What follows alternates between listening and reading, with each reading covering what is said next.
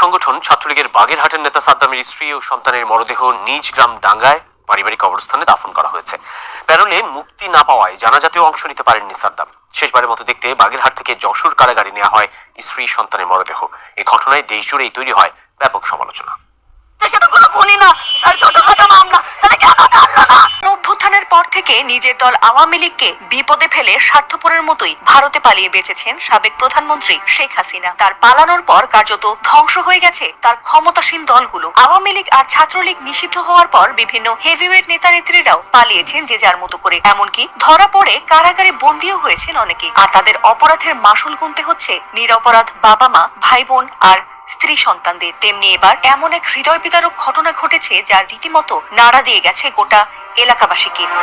শেষবারের মতো দেখলেন মৃত স্ত্রী আর শিশু সন্তানকে। জানাজায় অংশ নেওয়ার সুযোগ হয়নি নিষিদ্ধ সংগঠন ছাত্রলীগের বাগেরহাট সদর শাখার সভাপতি জুয়েল হাসান সাদ্দামের। ছাত্রলীগ নেতা জুয়েল হাসান সাদ্দাম ছিলেন কারাগারে। এই মৃত্যুর ঘটনার পর জামিন বা প্যারোল না পাওয়ায় ছেলে ও স্ত্রীকে শেষ বিদায় জানাতে হয় যশোর কারাগারের প্রধান ফটকে। এই ঘটনা ব্যাপক আলোচনার সৃষ্টি করেছে। 23 জানুয়ারি শুক্রবার দুপুরে সদর উপজেলার সাবেক ডাঙ্গা গ্রামে কানিজের স্বামীর বাড়ি থেকে তার ঝুলন্ত মরদেহ এবং ছেলে শেজাদ হাসানের নিথর দেহ উদ্ধার করা হয়। বাগেরহাট জেলা হাসপাতালে ময়নাতদন্ত শেষে 24 জানুয়ারি শনিবার দুপুরে মা ও ছেলের মরদেহ সাবেক ডাঙ্গা গ্রামের সুবর্ণার বাবার বাড়িতে আনা হয়। এরপর বিকেল 4:15টার দিকে লাশবাহী গাড়িতে করে যশোর কেন্দ্রীয় কারাগারেই নেওয়া হয় তাদের মরদেহ। কারা ফটকে স্ত্রী সন্তানের লাশ শেষবারের মতো দেখেন সাদ্দাম। সেই মুহূর্তের কথাই তুলে ধরেন জুয়েল হাসান সাদ্দামের ভাই।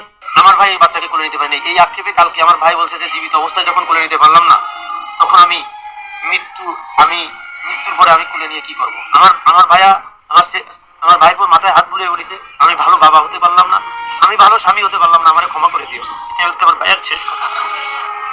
এই যে মামলায় আমার ভাইয়া ওই যে এক কনস্টেবল পাও ধরা ধরেছে যে আমার হ্যান্ডকাপটা খুলে দেন, আমি আমার ছেলেটা, আমার ভাবিও ওই সময় ছিল যে আমার ছেলেটাকে আমি কোলে নিই। ওই মামলায় ভাইয়া ওই কনস্টেবলের পাও ধরা ধরেছে, ওই মামলা সেদিন ভাইয়া ইন্ডিয়ায় ছিল। আমি 4বার গাড়ি ঠিক করেছি, আমার ভাবিকে আমার ভাই 4বার ফোন দিছে, আমার ভাইকে জেল গেট থেকে আবার নিয়ে গেছে। আমার ভাইয়ের সেই সাক্ষাতে সন্তানকে কোলে নিয়ে স্ত্রী এবং সন্তানের মাথায় হাত বুলিয়ে অসহায়ত্বের মতো বলেন, আমি ভালো বাপ ও ভালো স্বামী হতে পারিনি, ক্ষমা করিস আমায়।